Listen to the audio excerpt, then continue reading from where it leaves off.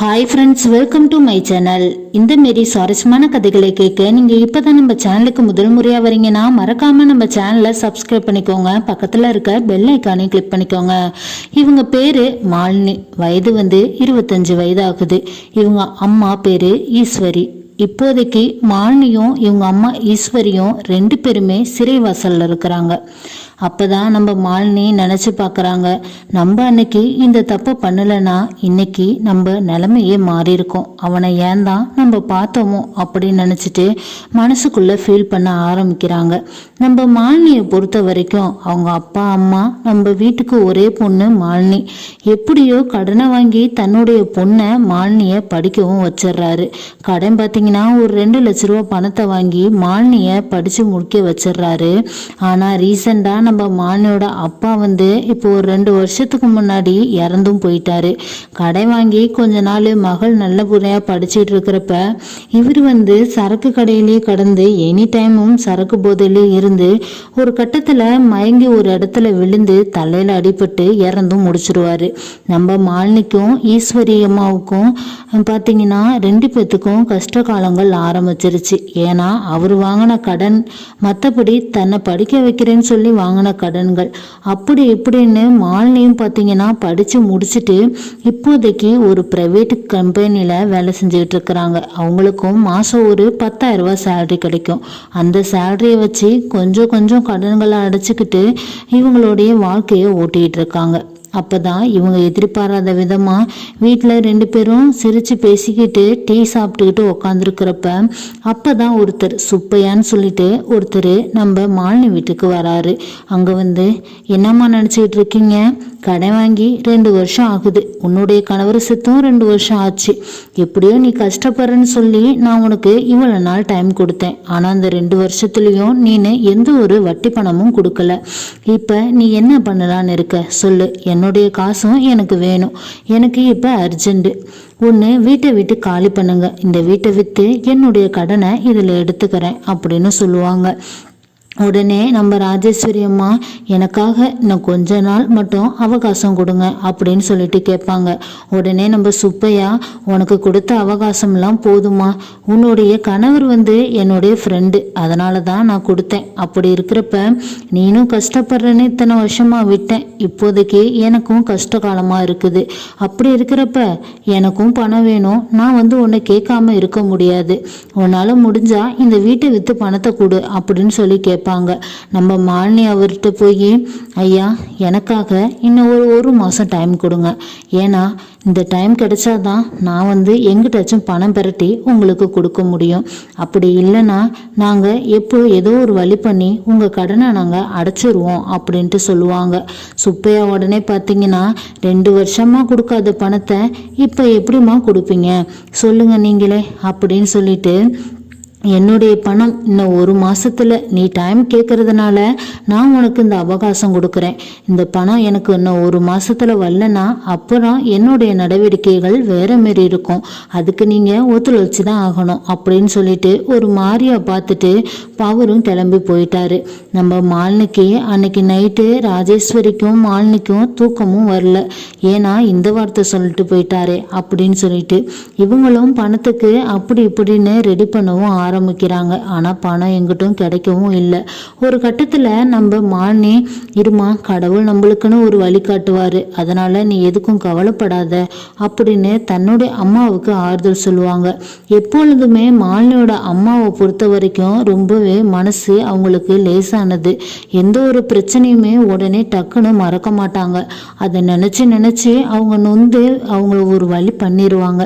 அதுமாரி இருக்கிறதுனால இவங்க மாலினி நீ எதையும் நினைக்காதம்மா, எனக்கு இருக்கிறது நீ மட்டும்தான், உன்னையும் நான் விட்டுட்டு நான் என்ன பண்ணுவேன் அப்படின்னு சொல்லிட்டு இவங்களும் அழ ஆரம்பிக்கிறாங்க. உடனே அடுத்த நாள் விடிஞ்சு காலையில் வழக்கம் போல் நம்ம மாலினியும் அவங்களுடைய கம்பெனிக்கு வேலைக்கு போக ஆரம்பிச்சிட்டாங்க. இவங்க பார்த்தீங்கன்னா நம்ம ராஜேஸ்வரி அம்மாவும் பார்த்தீங்கன்னா ஒரு சூப்பர் மார்க்கெட்டுக்கு வேலைக்கு போயிட்டு இருக்கிறாங்க. இவங்களுக்கும் அப்படி இப்படின்னு ஒரு 7,000 ரூபா சேலரி கிடைக்கும். மாலினி பொண்ணுக்கும் பார்த்தீங்கன்னா ஒரு 10,000 ரூபா சேலரி, 2 சேலரியும் சேர்த்து கொஞ்சம் பணத்தை சேமித்து கொஞ்சம் கொஞ்சமாக கடனை கொடுக்கணும்னு முடிவும் பண்ணுறாங்க. ஏற்கனவே அவங்கள்ட்டேருந்து கடை வாங்கி படிச்சுட்டு மேற்கொண்டு பேங்க்லேயும் கடை வாங்கி படித்தாங்க. அப்படி இருக்கிறப்ப நம்ம மாலினிக்கு என்ன பண்ணுறதுன்னு தெரியல. ஒரு கட்டத்தில் இவங்களும் எல்லா சைடுமே பணத்துக்காக ரொம்பவே அலையிறாங்க. ஆனால் கடைசி வரைக்குமே கிடைக்கல. அப்போ தான் நம்ம ராஜேஸ்வரி அம்மா வேலைக்கு போயிட்டு வீட்டுக்கு திரும்புகிறப்ப ஒரு கட்டத்தில் ஒரே யோசனையிலேயே நினச்சிக்கிட்டு வராங்க. அவங்களுடைய சிந்தனைகள் அவங்களுடைய எண்ணத்தில் இல்லை. அந்த அளவுக்கு யோசனையிலே வரப்ப எதிர்பாராத விதமாக ஒரு கார் வந்து ஆக்சிடென்ட் பண்ணிடுது. என்னதான் இருந்தாலும் லேசான அடிதான், பரவாயில்ல. அப்படி இருக்கிறப்ப அந்த கார்லேருந்து ஒரு நபர் இறங்கி வராரு. அவர் பார்க்க ரொம்பவே பணக்கார வீட்டு பையன் போல இருக்கு. அவர் பேர் பார்த்தீங்கன்னா பிரதாப். அவர் தான் இந்த அம்மாவை ஏற்றிட்டு போய் ஹாஸ்பிட்டல்லையும் சேர்க்குறாங்க. சேர்த்துட்டு நம்ம மாலினிக்கும் இன்ஃபார்ம் பண்ணிடுறாங்க. மாலினியும் அலறி அடிச்சுக்கிட்டு ஹாஸ்பிட்டலுக்கு ஓடியாராங்க. அப்போ பார்த்தீங்கன்னா நம்ம அந்த பிரதாப் பார்த்தீங்கன்னா அவங்கள தூக்கி உட்கார வைப்பாங்க. அப்போ தான் நீ என்ன இங்கெல்லாம் எங்கள் அம்மாவை தொடுறீங்க, நீங்கள் யார், ஃபஸ்ட்டு முதல்ல இந்த இடத்த விட்டு வெளியே போங்க அப்படின்னு நம்ம மாலினி சொல்லுவாங்க. உடனே நம்ம ராஜேஸ்வரி அம்மா, மாலினி கொஞ்சம் பொறுமையாரு, அவசரப்படாத, எப்பொழுதுமே உன்கிட்ட நான் பொறுமையை கடைபிடின்னு சொல்லியிருக்கேன். உன்னுடைய அவசரத்தால தான் நிறைய இதை இழந்துட்டு நிற்கிற அப்படின்னு சொல்லுவாங்க.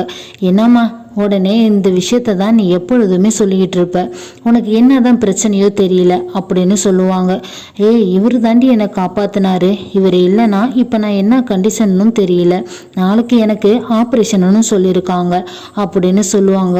என்னம்மா சொல்கிற, உனக்கு ஆப்ரேஷனா, என்ன ஆச்சு அப்படிங்கிறப்ப தலையில் இரத்த கசிவு இருக்குதான், அதை ஆப்ரேஷன் பண்ணி நாளைக்கு உனக்கு பண்ணி ஆகணும் அப்படின்னு சொல்லிட்டாங்க. இந்த பையனும் நான் அதுக்கு ஏற்ற செலவுகள் எல்லாத்தையுமே நான் பார்த்துக்கிறேன் அப்படின்னு இவரும் சொல்லி பணமும் கட்டிட்டாருமா.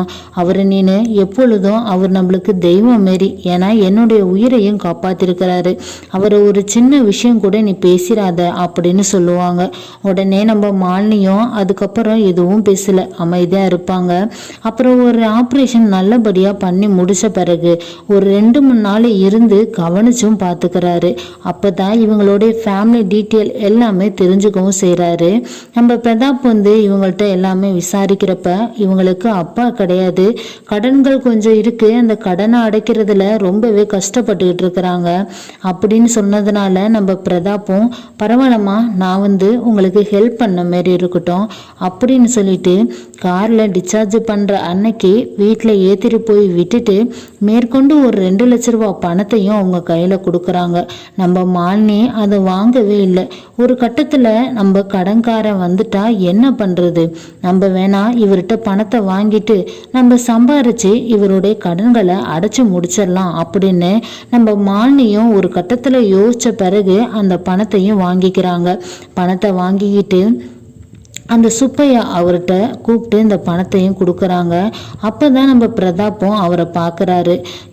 என்ன நீங்கள் இங்கே இருக்கீங்க அப்படின்னு சொல்லி கேட்குறப்ப, ஆமாப்பா நீ எப்படிப்பா இங்கே அப்படிங்கிறப்ப, இதுமாரி ஆயிடுச்சு, அதனால் கொஞ்சம் பணம் கொடுத்தேன், அந்த பணத்தை உங்கள்கிட்ட கொடுக்குறாங்க போல் அப்படின்னு நம்ம பிரதாப்பும் சொல்லுவாங்க. ஆமாப்பா நானும் எவ்வளோ நாள் வெயிட் பண்ணுறது, எனக்கும் செலவுகள் இருக்கும்ல, இப்போ வேற நீ என்ட்ரி ஆகிட்ட போல் அப்படின்னு சொல்லுவாங்க. ஆமாம், இனிமேல் இந்த வீட்டில் நானும் ஒருத்தன் தான், அப்படி இருக்கிறப்ப இவங்களை நான் ஒரு நாளும் கீழே போக விட மாட்டேன் அப்படின்னு சொல்லுவார். ரொம்பவே ஆசை வார்த்தைகளை காட்டி ரொம்பவே 2 பேர்த்திட்டையும் பேசி பழகி ரொம்பவும் பழக ஆரம்பிக்கிறாங்க. ஒரு கட்டத்தில் நம்ம மாலினியும் அவங்களோட வெளியே சுத்தவும் ஆரம்பிக்கிறாங்க.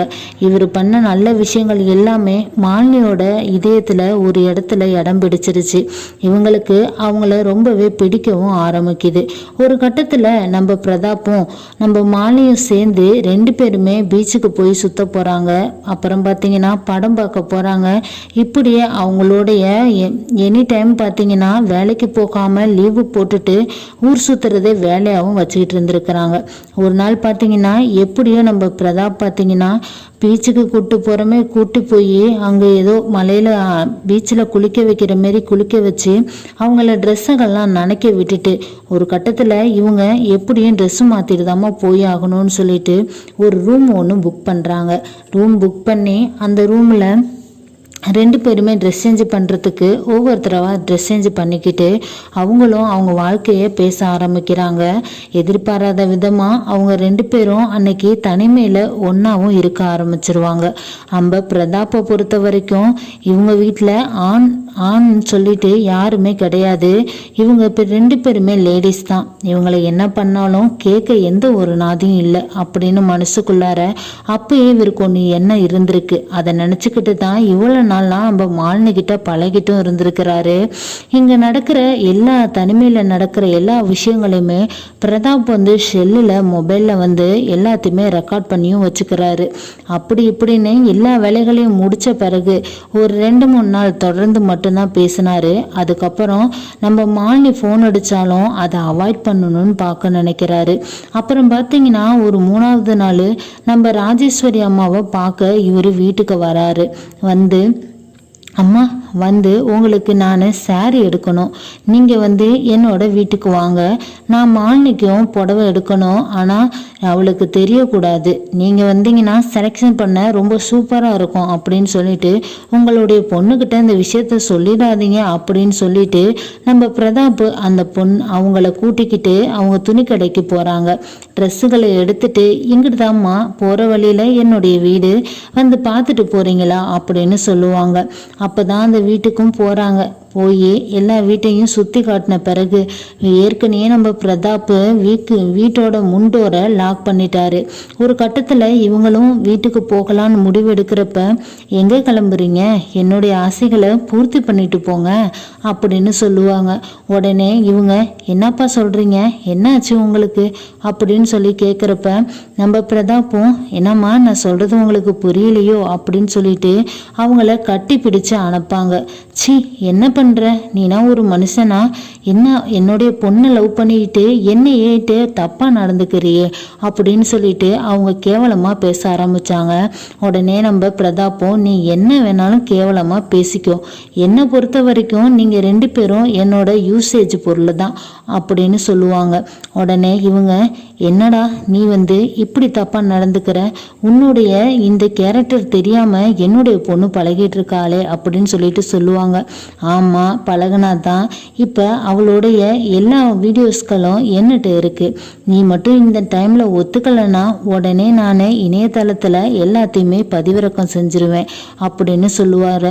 உடனே நம்ம ராஜேஸ்வரியும் ஐயோ கடவுளே அதுமாரி மட்டும் பண்ணிடாத, என்னோட பொண்ணோட வாழ்க்கையே வீண் போயிடும், அவள் இவ்வளோ நாள் கஷ்டப்பட்டு இப்போ தான் வேலைக்கு போயிட்டுருக்கிறா, ஒரு கட்டத்தில் அவளுக்குன்னு சொல்லிட்டு யாருமே கிடையாது, நான் மட்டும்தான், தயவு செஞ்சு என் பொண்ணை விட்டுடு, என் பொண்ணோட வாழ்க்கையை அழிச்சிடாதுன்னு சொல்லிட்டு கதறி அழுவவும் ஆரம்பிக்கிறாங்க.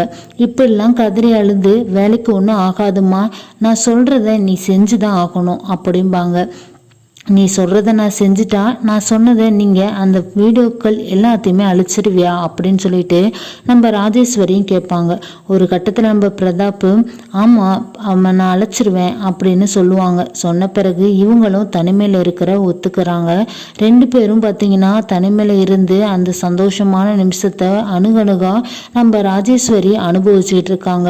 எப்படியோ கடவுளே என்ன என்னுடைய பொண்ணையும் இப்படி நாசம் பண்ணி என்னையும் நாசம் பண்ணிட்டானே சொல்லி கதறி அழுதுகிட்டு இருந்தாலும் அதை துளியும் காதல வாங்காம நம்ம பிரதாப் அவருடைய வேலையில ரொம்பவே கண்ணும் கருத்துமா இருந்துட்டு இருந்திருக்காரு. ஒரு கட்டத்துல ஆசைகள்லாம் தீர்த்து முடிச்ச பிறகு நீ வீட்டுக்கு போ, உன்னுடைய மகள்கிட்ட இந்த விஷயத்த சொல்லு, நீ என்னதான் சொன்னாலும் நீங்க 2 பேரும் நான் கூப்பிடப்பலாம் இங்க என்னுடைய வீட்டுக்கு வந்தாகணும் அப்படின்னு சொல்லி மிரட்டி அனுப்பிச்சு வைப்பாரு. உடனே நம்ம ராஜேஸ்வரி அம்மாவும் நான் தன்னுடைய பொண்ணு மாலினிக்கிட்ட இந்த விஷயத்தெல்லாம் எல்லாத்தையுமே எடுத்து சொல்றாங்க. உடனே இவங்க எதுக்குமே நம்பவே இல்லை, ஏன்னா அவர் இப்படி பண்ணுவாருன்னு தெரியலையேன்னு சொல்லிட்டு உடனே அவங்களும் பார்த்தீங்கன்னா வீடியோஸு நம்ம பிரதாப் மாலினியோட மொபைலுக்கு அனுப்பி விடுவாங்க.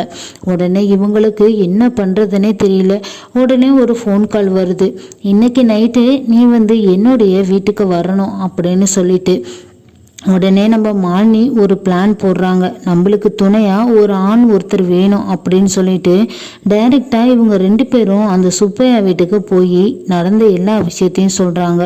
அவர் ஆனா பாக்குறப்பே ஒரு மாதிரியான பார்வையில தான் பார்த்துக்கிட்டு இருந்தாரு. அப்படி இருக்கிறப்ப அவர் ஏதோ ஹெல்ப் பண்ணுவாருன்னு நினைச்சுக்கிட்டு இவங்களும் போறாங்க. போய் 2-3 பேருமே அவங்கள்ட்ட நல்ல விதமா நடிக்கிற மாரி நம்ம சுப்பையாவும் ராஜேஸ்வரியும் பார்த்தீங்கன்னா வீட்டுக்கு வெளியவே இருந்துட்டாங்க. உள்ளுக்கு மாலினி மட்டும்தான் போனாங்க. அங்க போய் தனிமையில இருக்கிற மாரி அவர்கிட்ட நயந்து பேசி ஒரு கட்டத்துல அவங்க ட்ரிங்க்ஸ்ல பாய்சனை கலந்தும் கொடுத்துருவாங்க. அவரும் பார்த்தீங்கன்னா ஒரு கப் மட்டும் குடிச்சிட்டு கண்டும் பிடிச்சிருவாரு. என்னையே நீனு கொல்ல பாக்குறியான்னு சொல்லிட்டு 2 பேத்துக்குமே அந்த இடத்துல அடிதடி சண்டை மாரி நடக்குது. ஒரு கட்டத்துல நம்ம மாலினி இதுக்கெல்லாம் காரணம் நீ மட்டும்தான், நீ என் வாழ்க்கையில வரலனா இன்னைக்கு நான் கொலை பண்ற அளவுக்கு போக மாட்டேன்னு சொல்லிட்டு தன்னுடைய சாலை எடுத்து அவனுடைய கழுத்தை நெரிச்சு கொலையும் பண்ணிடுறாங்க. அதுக்கப்புறம் நம்ம மாலினியும் அந்த இடத்துல உட்காந்து கதறி அழுவ ஆரம்பிச்சிட்டாங்க. ஒரு கட்டத்துல நம்ம ராஜேஸ்வரியும் அந்த சுப்பையாவும் வீட்டுக்கு போய் என்ன நடந்துச்சுன்னு பாக்குறப்ப ஆல்ரெடி மாலினி வந்து அவங்கள கொலையும் பண்ணி முடிச்சிட்டாரு. ஒரு கட்டத்துல இவங்க அந்த பாடியை எப்படியாச்சும் மறைக்கணும்னு சொல்லிட்டு வீட்டுக்கு வெளியில பின்னாடி பார்த்தீங்கன்னா ஒரு தோட்டம் மாரி இருக்கு. அங்கே போய் அந்த பாடியை புதைச்சும் வச்சிருவாங்க. ஒரு கட்டத்தில் ஒரு வாரம் அமைதியாக இருந்தாங்க. அந்த வீட்டில் எந்த நடவடிக்கைகளும் இல்லை. மற்றபடி துர்நாற்றமும் அடிக்குதுன்னு சொல்லி பக்கத்தில் உள்ளவங்களாம் போலீஸ் கம்ப்ளைண்ட் கொடுக்க ஆரம்பிச்சிட்டாங்க. உடனே காவலர்கள் எல்லாரும் வந்து அந்த இடத்த ஆராய்ஞ்சி பாடியை எடுத்து இந்த விஷயத்தெல்லாம் ஆராய்ஞ்சி அவங்களையும் போலீஸ் வந்து அரெஸ்ட்டும் பண்ணிட்டு போயிட்டாங்க. இப்போ நம்ம மாலினியோட வாழ்க்கை எல்லாமே தலைகீழா மாறிடுச்சு. எப்படியோ தன்னுடைய அப்பா போயிட்டாரு, நம்ம படிச்சிட்டோம், நம்மளுக்குன்னு இருக்கிறது அம்மா மட்டும்தான், அவங்களையும் எப்படியோ நல்ல முறையில் காப்பாற்றணும்னு நினச்சிக்கிட்டு இருந்த நம்ம மாலினிக்கு இப்போதைக்கு ஜெயில் வாழ்க்கையே அனுபவமாக இருந்துட்டு இருக்கு. இந்த கதை பிடிச்சிருந்துச்சு அப்படின்னா லைக் அண்ட் ஷேர் பண்ணுங்க. கீழே இருக்க கமெண்ட் பாக்ஸில் கமெண்ட் பண்ணுங்க.